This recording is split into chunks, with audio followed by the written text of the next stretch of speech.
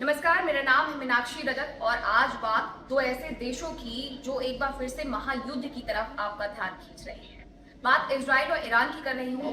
Israel और Iran के बीच में जिस तरीके से टेंशन शुरू हुआ है, सबके मन में यही सवाल है कि क्या ये रशिया यूक्रेन की तरह वॉर होने वाला है, इजराइल और हमास की तरह वॉर होने वाला है। समझेंगे, हमारे साथ है कर्नल शैलेंद्र सिंह। कर्नल, सबसे पहले तो आप ये बताइएगा कि ये युद्ध की वजह क्या है, सब यही जानना चाहते हैं।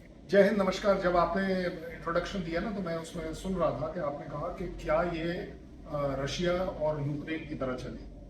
मैं आपको ये बता दूं, ये तो रशिया और यूक्रेन से ज्यादा पुराना युद्ध है। ईरान और इजराइल के बीच में युद्ध दसियों साल से चल रहा है। It is only matter of कि आज आपको दिख रहा है कि थोड़ा एक्स्ट्रा उन्होंने प्रेशर डाल दिया तो एकदम से वो इरप्ट कर गया है, पूरी दुनिया में दिख गया। ईरान के लिए इजराइल एग्जिस्ट नहीं करना चाहिए, ये ईरान की क्लियर पॉलिसी। इजराइल के लिए अपने सर्वाइवल का सवाल है, अपने वर्चस्व का सवाल है, उनको अपनी एग्जिस्टेंस का सवाल कि चलिए हमें ये, नॉट दैट कि इजराइल बहुत कहीं दूर का धुला है।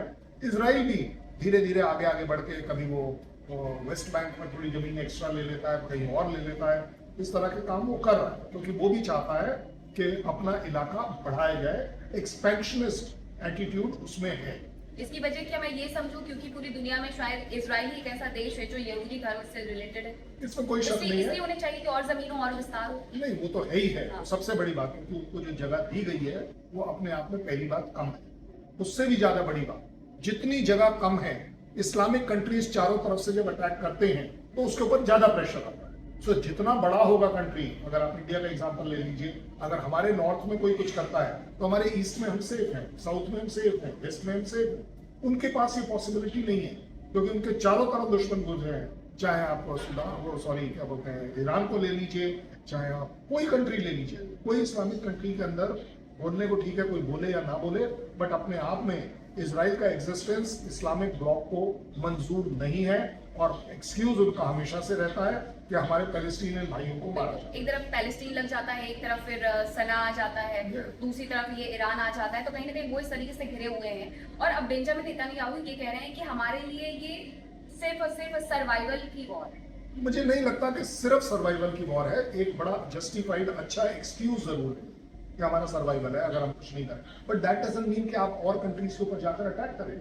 अगर आपका टेररिज्म से प्रॉब्लम है और टेररिज्म उस कंट्री से एमिनेट कर रही है, मतलब वहां से निकल कर आ रही है, ईरान ही सपोर्ट कर रहा है सारा कुछ, बट दैट डजंट मीन कि आप उस कंट्री के ऊपर टोटल अटैक कर देंगे। या तो पूरी दुनिया में ये पॉलिसी होनी चाहिए, तो फिर तो मुझे भी अलाउड होना चाहिए पाकिस्तान के ऊपर अटैक कर दूं, मेरे को भी अलाउड होना चाहिए चाइना के ऊपर अटैक कर दूं कि भाई आप हमारे यहाँ के टेररिज्म के अंदर हथियार दे दें। ज्यादा बड़ी बात ये है। सो अगर आप ओवरऑल देखें तो इजराइल सर्वाइवल का एक अच्छा बहाना है, इसमें कोई शक नहीं है, उनका जस्टिफाइड बहाना है।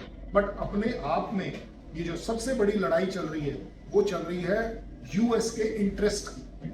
चाहे वो इस्लामिक कंट्रीज में देख लीजिए, चाहे आप ईरान में देख लीजिए, चाहे आप इराक में देख लीजिए, जहां मर्जी आए आप देख लीजिए, हर जगह बैकग्राउंड में जो प्ले कर रहा है वो हमेशा यूएस प्ले कर रहा है। अगर आज हम कूटनीति है, यूएस एक तरफ अपना डर भले ही दिखाता नहीं है दुनिया को, लेकिन यूएस को ये तो है कि ईरान के पास जिस तरीके से न्यूक्लियर पावर है वो उनके लिए आने वाले वक्त में सर कहीं ना कहीं मुश्किलें खड़ा कर सकता है। इजराइल के साथ वो ऑलरेडी खड़े हुए हैं, तो इजराइल के थ्रू वो ईरान पर अटैक करवा रहे हैं। दूसरी तरफ अमेरिका कह रहा है ईरान से कि हम बातचीत चाहें। नहीं, वो तो देखिए यूएस का ये तो पॉलिसी है कैरेट एंड स्टिक की, कैरेट दिखाते रहिए कि नहीं जी हम तो बातचीत कर रहे हैं, हम आपके ऊपर से सैंक्शन हटा रहे हैं, हम सब कुछ ठीक कर देंगे, और दूसरी तरफ आप डंडा दिखा रहे हैं कि देख लीजिए इजराइल है कि कुछ भी कर सकता है, ये आपको मार। अदरवाइज आप बता दीजिए किसी भी न्यूक्लियर इंस्टॉलेशन को स्ट्राइक करना अगर इजराइल करता है, सोच नहीं सकते कि उसमें यूएस की नॉलेज, इंफॉर्मेशन, इंटेलिजेंस ना, ऐसा हो नहीं सकता। चाहे अब आपकी आज की तारीख में तो पाकिस्तान के यहाँ पर भी यूएस ने क्लेम किया हुआ कि जो कुछ हुआ वो मॉनिटर कर रहे थे। सो अगर देखें आप तो यूएस का एक बहुत बड़ा डीप स्टेट लॉबी कि एक है स्टेट अपने आप को साफ सुथरा दिखाता है सामने की तरफ, जब आप पलटते हैं तो इसके पीछे जो कालापन है वो यूएस के पास एग्जिस्ट करता है। और ये मैंने नहीं, यूएस के ट्रम्प साहब ने कहा है कि हमारे यहाँ डीप स्टेट है और वो डीप स्टेट काम करता है। और डीप स्टेट किसके लिए काम करता है? कंट्री के लिए काम करता है, कंट्री के अंदर भी काम करता है। अगर मैं हिस्ट्री पे थोड़ा सा नजर डालूं तो जहाँ जहाँ पर भी पाकिस्तान रहा हो या फिर उसके अलावा अफगानिस्तान रहा हो, बांग्लादेश रहा हो, लीबिया रहा हो, मतलब ऐसी कंट्री जहाँ थोड़ी सी कमजोरी है, वहाँ कहीं ना कहीं अमेरिका इंटरेस्ट लेता है। आपको देखिए, अमेरिका का हर जगह इंटरेस्ट है कि मेरा बेस आ जाए। आपने वियतनाम लड़ाई में देखा, वहाँ पर नहीं हुआ। अफगानिस्तान में देखा, वो अभी तक वियतनाम में नहीं। वो तो देखिए धूल इसलिए चटाई क्योंकि आपकी जो फोर्सेस थी वो कन्विंस्ड नहीं थी। अगर आप पाकिस्तान की फोर्सेस की बात करें, ऐसा नहीं है कि उनकी ट्रेनिंग नहीं होती, ट्रेनिंग होती है, लेकिन कन्विंस नहीं है, अंदर से वो जज्बा नहीं निकल कर आता कि मैं अच्छे काम के लिए इंडिया के साथ लड़ रहा हूँ। नहीं, थोड़ा सा सर ये भी तो है कि ये कमजोर कंट्री है फाइनेंशियली तौर पे, तो उनके हाथों में आपने एक कटोरा दे रखा है कि भाई आप हमारे लिए करिए, हम आपको भरते जाएंगे। सबसे बड़ी जो वॉर दुनिया में इस समय निकल कर आ रही है वो है, चाइना ने भी सिखा दिया सबको, इकोनॉमिक वॉर। हर वॉर के पीछे इकोनॉमिक।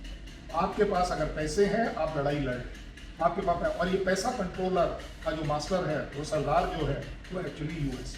आप आईएमएफ का लोन ले लीजिए, वर्ल्ड बैंक, इसमें सबसे बड़ी जो वोटिंग शेयर है वो यूएस के पास है। और इसलिए आप देखते हैं कि दुनिया की हर छोटी कंट्री इनके तरफ देखती है और इनसे वो पैसा मांगती है, इनसे वो सपोर्ट मांगती है। आप आईएमएफ का लोन नहीं ले सकते अगर यूएस पीछे, क्योंकि उसका ज्यादा बड़ा रोल है। और अगर पैसे नहीं आएंगे तो प्रॉस्पेरिटी कहाँ से आएगी, सर्वाइवल कहाँ से आएगा, आर्मी मेंटेन करना तो बहुत दूर की बात है। अच्छा, जो यूएसए की चीफ है, यानी कि वहाँ पर कोई भी राष्ट्रपति रहता हो, और उसके बाद अगर मैं आईएमएफ के अध्यक्ष की बात करूँ तो सबसे बड़ा जो दूसरा पद है वो उन्हीं का होता है। वो यस 100%। क्यों?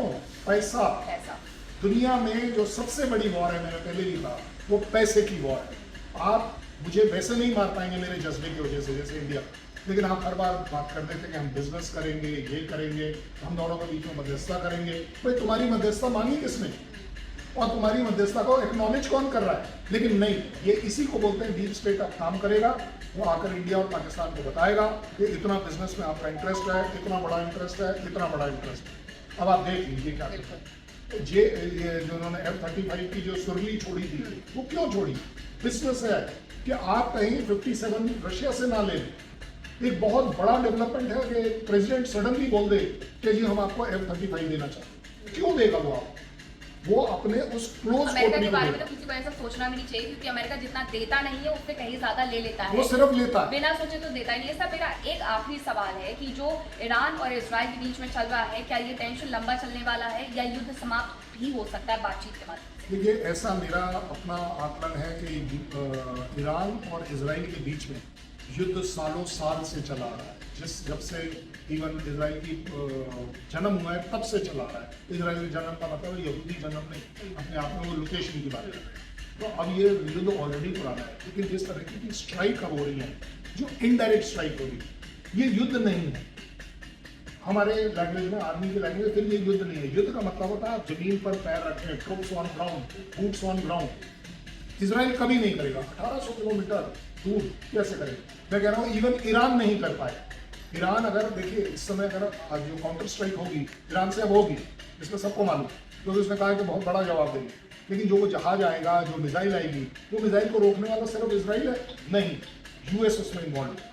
आप देखेंगे यूरोपियन कंट्री के जो नेटो वाले हैं वो इन्वॉल्व हैं कि जब उनके ऊपर से जारी होगी, चाहे समुद्र में जारी हो, तो लंबा चलेगा। ये चलता रहेगा। लेकिन एक फुल फ्लेजेड वॉर जिसको हम आर्मी में बोलते हैं, वो वॉर इनके बीच में नहीं, घुस करके मारने वाला वो नहीं। yes. लेकिन कहीं ना कहीं इजराइल और ईरान के बीच में जो टेंशन चल रही है उससे दुनिया भर पर फर्क जरूर पड़ेगा। हर कोई जानता है कि ईरान से बहुत सारे देश हैं जो तेल खरीदते हैं, हम भी खरीदते हैं, तो उसे लेकर के आने वाले वक्त में फर्क भी पड़ सकता है। लेकिन इजराइल और ईरान के बीच में जो एक नया महायुद्ध शुरू हुआ है, उसे कहीं ना कहीं दुनिया टेंशन भरी निगाहों से देख रही है। अगर आपको मेरे वीडियोस पसंद आ रहे हैं तो like, share, comment and subscribe.